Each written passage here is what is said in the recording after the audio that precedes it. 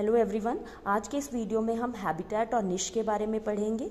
Habitat और निश में काफ़ी लोगों को कन्फ्यूजन रहता है। हैबिटेट क्या है? Habitat is a place where an organism lives. कोई भी ऑर्गेनिज्म जहाँ पे रहता है वो उसका हैबिटेट होता है। For example, a fish lives in a pond, a camel lives in a desert, तो वो उसका हैबिटेट है। नाउ व्हाट इज निश? निश क्या है? रोल या फिर job of organism in that place. उस जगह पे रह के, उस हैबिटेट में रह के उस ऑर्गेनिज्म का, किसी भी ऑर्गेनिज्म का क्या रोल है या क्या वो जॉब परफॉर्म करता है, वो उसका निश होता है। अगर मैं निश को डिफाइन करने की कोशिश करूं कि मेरा निश क्या है, तो niche of mind will be all the reason that I live, जहां मैं रहती हूँ, what I eat, what eats me and also my behavior.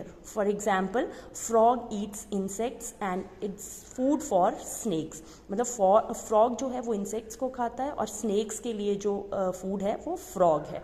अगर हम simple words में कहें तो habitat किसी भी organism का address होता है और niche उसका profession है, job है। For example, habitat of honey bee जो है वो garden या forest है और उसका niche क्या है कि वो collection करता है nectar की और pollination में role play करता है, तो वो उसका जॉब है।